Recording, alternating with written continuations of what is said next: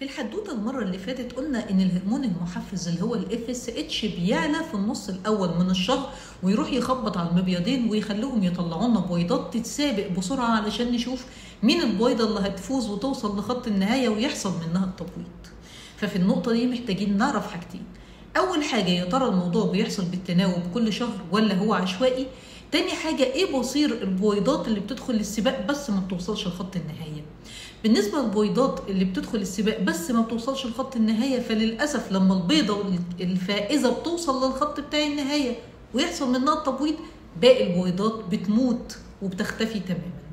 وعلشان كده احنا بنقول انه لما بناخد محفزات او منشطات للمبايض بالذات في الحالات بتاعه الحقن المجهري، احنا بنشتغل على البويضات اللي بتدخل السباق بس ما بتوصلش لخط النهايه، وبنحاول ان احنا نحفزها ان هي تكبر هي كمان وتوصل مع البويضه الفائزه لخط النهايه. فمعنى كده ان البويضات دي كده كده خسرانه، يعني كده كده المبيض بيطلعها.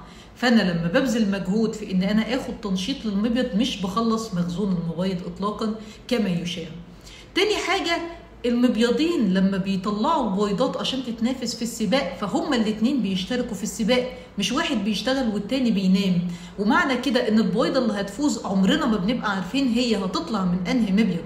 عشان كده عملية حدوث التبويض وانهي مبيض اللي هيطلع البويضة الفائزة بيبقى عشوائي كل شهر، مش بيحصل بالتبادل على مدار الشهور. الهرمون المثبت للحمل هو هرمون البروجستيرون وليس هرمون الاستروجين. الاستروجين بيساعد اكيد في صحة الحمل، لكن الهرمون المثبت هو البروجستيرون.